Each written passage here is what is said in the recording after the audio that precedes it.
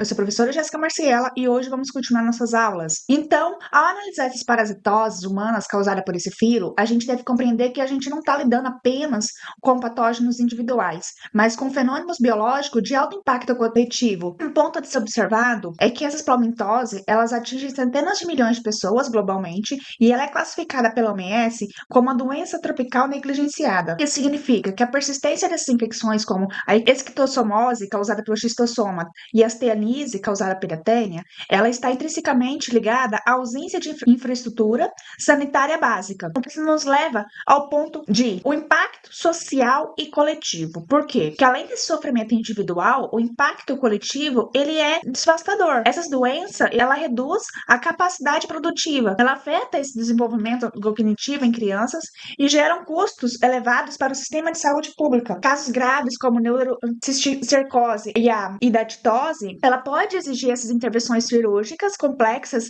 e hospitalizações prolongadas. A importância sanitária, ela reside nesse bloqueio de ciclos de vida e medidas como inspeções rigorosas de carnes em abatedouros. E o tratamento adequado de efluentes são ferramentas mais poderosas para a erradicação dessas zoonoses. Analisem que essa epidemiologia molecular e a resistência de fármacos gera essa pressão seletiva que é exercida pelo uso em massa de antirreumínticos em populações humanas e rebanhos e um campo crítico de pesquisa. Por quê? A atuação de profissionais da saúde é fundamental na vigilância e nessa farmacoterapia. Um conhecimento profundo sobre esse tegumento funcional do cestódio, que absorve nutrientes e fármacos, e a biologia das larvas encistadas, como esse cisticerco, ela permite essa escolha de protocolos que evita reações inflamatórias sistêmicas durante a morte desse parasita. Além disso, o farmacêutico ele atua como educador sanitário. Ele orienta sobre essa importância do tratamento simultâneo de todos os membros de uma comunidade para evitar essa reinfecção. Então, como essa coevolução entre hospedeiro e parasita explica essa baixa mortalidade imediata, mas a alta cronicidade das palmitose? De que forma que isso favorece essa dispersão do parasita em populações negligenciadas? A resposta está na questão do ponto de vista evolutivo.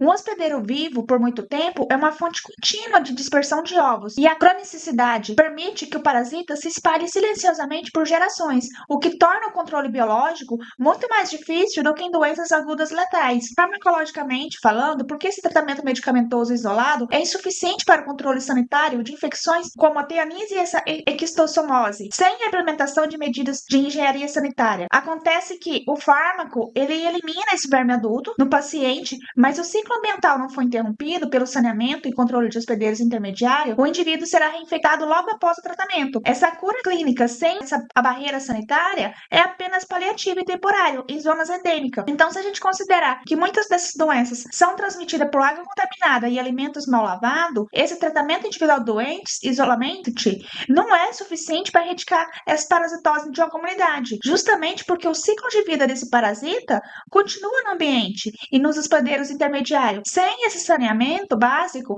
e educação sanitária, as pessoas tratadas, ela vai acabar se reinfestando continuamente ao entrar em contato com água ou solo que ainda contiver ovos e larvas.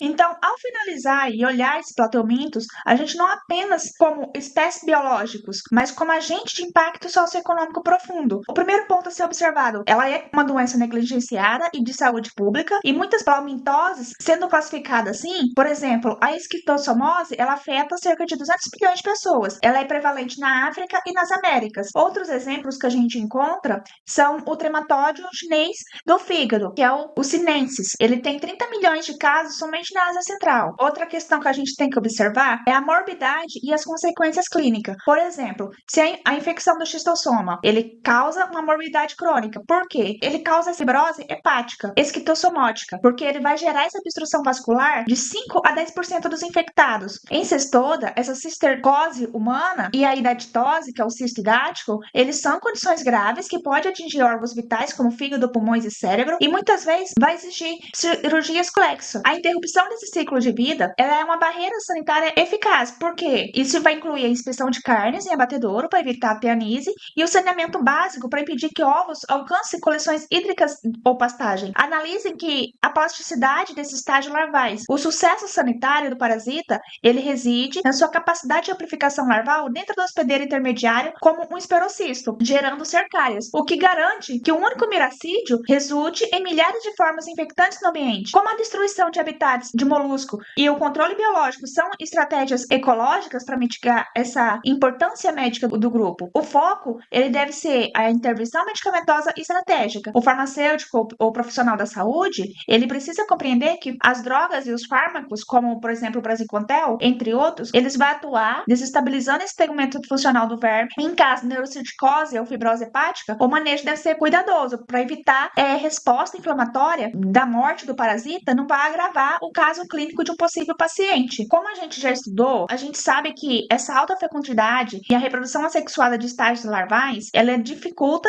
a erradicação sanitária de proteomintos, em comparação com o organismo que possui apenas reprodução sexuada e ciclo direto. Por quê? Essa amplificação larval, ela multiplica exponencialmente as chances de infecção, mesmo com baixa densidade de adultos. Além disso, os hospedeiros intermediários e reservatórios animais, ele mantém esse parasita no ambiente por longos períodos, o que exige um controle multiestacional mais complexo. Então, apenas uma quimioterapia em massa, que é um tratamento medicamentoso populacional, ele tem um sucesso limitado em áreas onde não houve esse investimento de engenharia sanitária e controle de reservatórios animais, porque o medicamento ele elimina a carga parasitária atual, mas ele não impede essa reinfecção. Sem esse saneamento, o ambiente ele sempre vai permanecer contaminado com ovos e cercária. Ele vai reiniciar o ciclo assim que o efeito residual de um fármaco termine. A respeito da fibrose hepática, que ela é causada pela essa reação do corpo aos ovos, não diretamente pelos vermes adultos, por que matar os vermes que esse medicamento não vai reverter o dano nesse paciente que já estão na fase crônica da doença? Acontece, se você observar bem, a fibrose ela é um tecido cicatricial, ou seja, ela é uma cicatriz permanente que já obstruiu os vasos sanguíneos. Então, o medicamento ele vai interromper essa produção de novos ovos, mas a cicatriz, a fibrose, ela já está formada lá no órgão. Ela permanece, ela mantém essa morbidade crônica, exige, né, uma necessidade de acompanhamento médico permanente.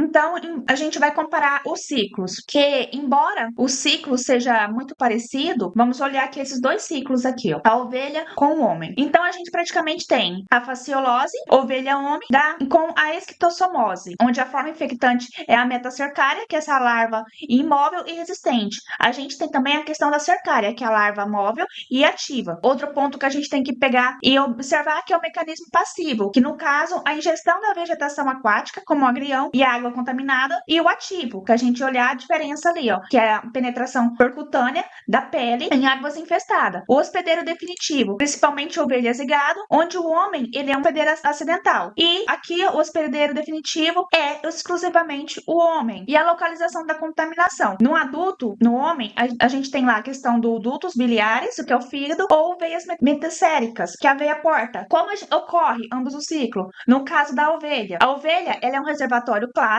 onde o parasita ele aposta na resistência e a cercária sai do caramujo e se insista em plantas à margem da água, onde ela se transforma nessa metacercária. Esse cisto é uma armadura química que permite ao parasita sobreviver fora da água por semanas, até ser ingeridos pela ovelha. No intestino da ovelha, a larva vai acordar, perfurar a parede intestinal e migrar até o fígado. Já no ciclo do homem, que a gente observa ali, o parasita ele toma agora ele é agressivo, porque a cercária não espera ser comida como aconteceu na ovelha. Ela possui glândulas de penetração e essas enzimas, com enzimas proteolíticas, que ao detectar o calor dos ácidos graxos da pele humana, ela perde essa cauda e invade o sistema circulatório. É uma estratégia de busca ativa, que é muito comum, onde o contato humano com água é frequente, seja lazer ou trabalho. Note essa diferença de estratégia de dispersão. Ela tem esse aspecto de hospedeiro muito maior, que pode ser ovelha, vaca, cabra e homem, o que torna uma zoonose difícil controlar. controle. Já o Mansoni, ele é altamente adaptado à questão do ser humano, o que torna a doença mais específica de populações sem saneamento. Observe que na fasciolose, o diagnóstico ele pode ser confuso. Será que um paciente, se ele comer um fígado de ovelha infectado mal cozido, os ovos podem aparecer nas fezes sem que ele esteja doente? Seria o coproparasitismo falso? Porque nessa ictiossomose, o diagnóstico ele busca os ovos característicos de espículo lateral e o tratamento medicamentoso ele considera que a fascícula é frequentemente resistente ao praziquantel. É muito comum eles usarem também o triclabendazol, enquanto o xistossoma ele responde muito bem ao praziquantel.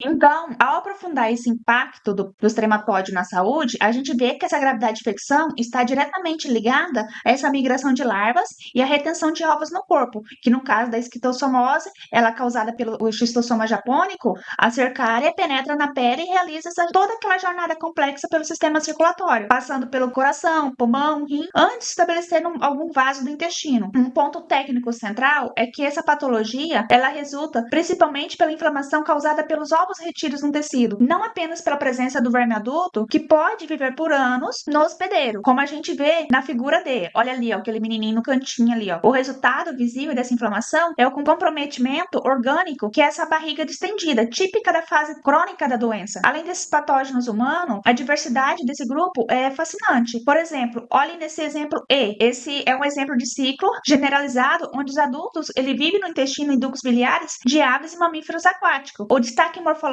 aqui é que os 37 espinhos de um colar que circunda a ventosa oral, que é uma especialização de fixação firme na mucosa do hospedeiro. Observe que sempre tem essa questão do desenvolvimento intramolusco, porque em ambos os ciclos, note que a eficiência reprodutiva dentro desse hospedeiro intermediário, que é o caramujo, que é o único miracídio, se desenvolve um esporocito mãe que produz muitos esporocitos filhos, dos quais, por sua vez, libera essa enorme quantidade de cercárias. Essa amplificação garante que a infecção se espalhe mesmo em ambientes vastos. Essas adaptações, desde o colar de espinhos para a fixação até essa migração tecidual estratégica, mostra porque os trematóides são parasitas tão persistentes e bem-sucedidos em termos evolutivos. Então, para a gente encerrar essa análise dos trematóides de genético, observe esse ciclo aí na tela, que é conhecido pela pequena fascícula do fígado. Esse ciclo ele é um exemplo brilhante de especialização e adaptação de ambiente terrestre, porque ele envolve 3 hospedeiros distintos para completar sua jornada. Diferente da esquistossomose que a gente viu anterior, esse parasita ele não depende da penetração na pele, mas sim de uma rede complexa de ingestão acidental. Observe a sequência estratégica desse ciclo. Na etapa 1 e 2, o verme adulto vive nesses ductos biliares dos herbívoros, como vaca e ovelha. Os ovos que contêm esse miracídio são liberados na fezes animal, e o primeiro hospedeiro intermediário, que é de 3 a 6, o miracídio ele simplesmente eclode após ser ingerido por um caramujo terrestre. Dentro dele ele ocorre a simplificação larvária, onde o esporocisto mãe gera esporocisto filho e produz aquele montão de cercária. O ponto técnico que a gente tem que observar é que as cercárias vão ser expelidas pelo caramujo em volta de bolas de muco. O próximo hospedeiro intermediário vai ser a manipulação, que é a etapa 7 a 8. Uma formiga, ela vai encontrar esse muco, vai ingerir, que contém as cercárias, e dentro da formiga, a maioria das larvas vai se tornar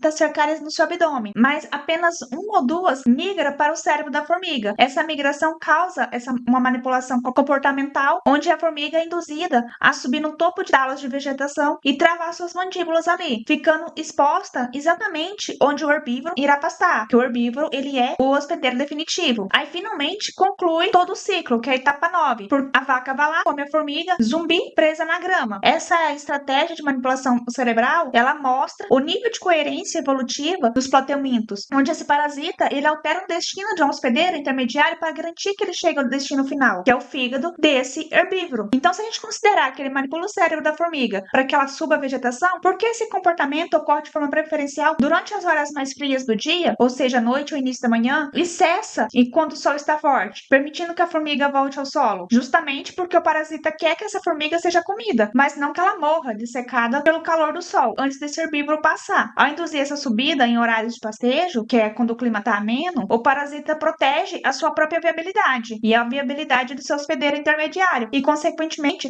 a sua própria chance de transmissão. Gente, até a próxima aula!